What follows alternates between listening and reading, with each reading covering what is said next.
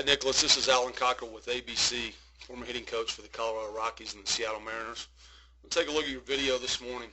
Nicholas, the first thing that I look for with hitters of all ages is we want to try to get into a good balance position, okay?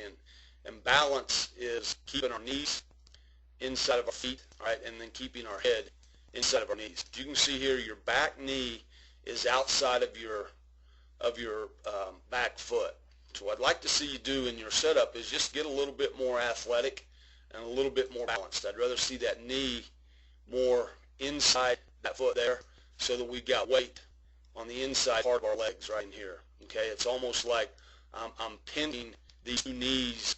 I want to feel like I'm pinching those two knees together, okay, so that I'm more like this and not have this back knee out here over your back foot just a little bit too much. Okay, this will cause some issues as we start to run forward into your load-up phase. Okay, we'll take it forward to the load-up phase.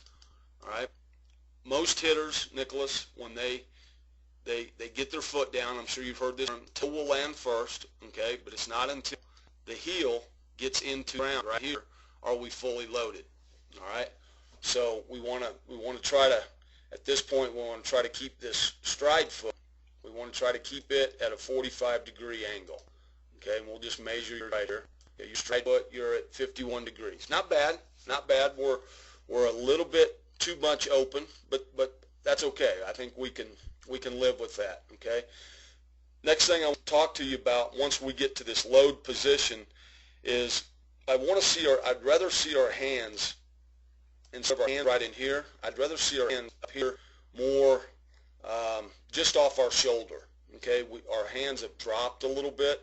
Okay, the bat angle I should see from this particular position would be hands would be inside the circle here, and then our bat angle would be more up here, going just almost in a 45-degree angle. All right, when our bat drops down into this area too soon, we have a tendency to want to sweep the bat through the hitting zone rather than really release the bat or almost feel like we're throwing the bat barrel at the ball at contact. Okay, so we'll run this forward.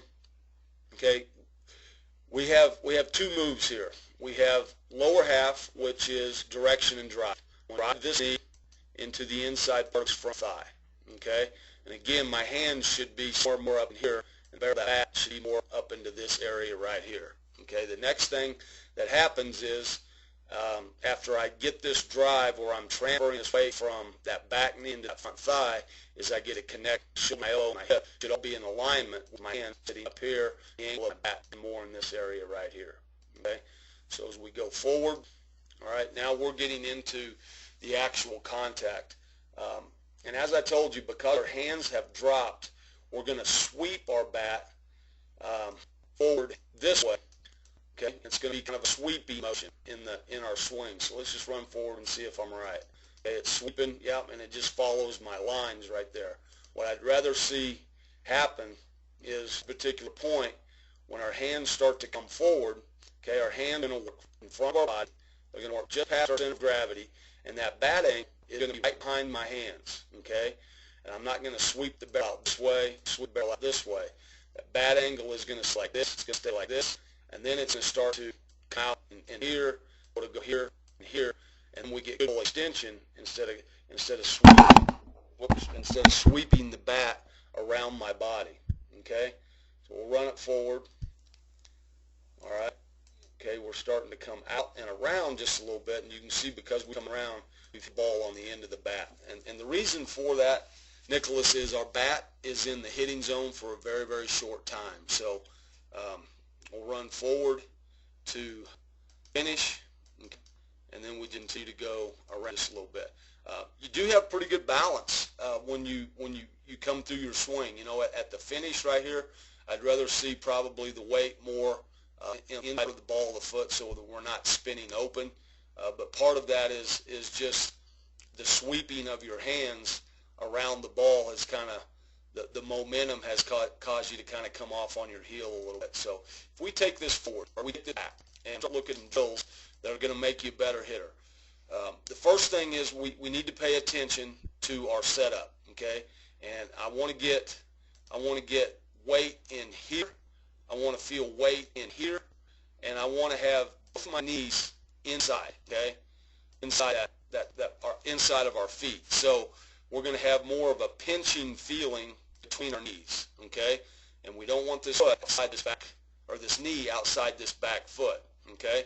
So the next thing we would do is once we get to there, okay, I'm going to have you set up a tee, all right? And we're going to set this tee up on the outer half of home plate, okay? It's going to equal with, or even with, your front stride foot, and this tee and this ball are going to be sitting on the outer half of home plate, okay, just off your front foot. All right, the next thing that we're going to do is we're going to make sure that we're in a good balanced position. Knees are inside the feet. I'm going to have good bend in both knees. I want to check to make sure that these knees are inside my feet, okay, both knees inside my feet instead of this knee outside the back foot. All right, the next thing that I'm going to have you do is we're going to get our hands in a position to where we're keeping our hands a little bit higher. All right, I don't want my hands to drop down here. At this point, I want my hands more in this position, okay? When my hands are in that position, I can now start to take my hands from there. I can take them forward just past my center of gravity, right here, okay?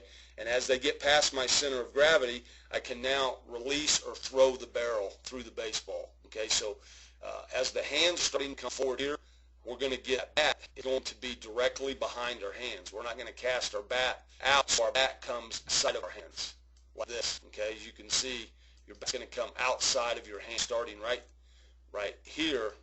Your bat barrel coming outside of your hands. We want to keep our bat barrel working inside of our hands, okay? So we're going to go back to right here. Going to erase some lines. So our hands will work forward, the bat will lag, and then at the last second, then our bat will start to come out. We'll contact the ball out here, and then we'll get good extension with barrel of bat facing towards the pitcher. All right? We want to try to contact the ball on that tee so that I feel like if I were to throw my bat through contact and I let go of my bat, that my bat would fly into the right side of the cage. If I were doing this on a field and I set this tee outer half or outer third, even with my stride foot, after contact, if I threw my bat, I want to feel like if I were to let go of my bat, it's going to fly in the direction of the second baseman.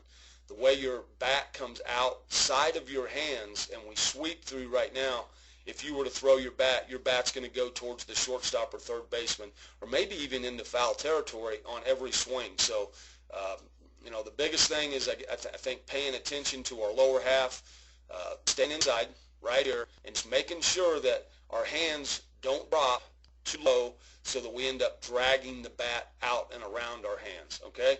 All right, Nicholas, hopefully these drills will help you. I want to thank you for coming to our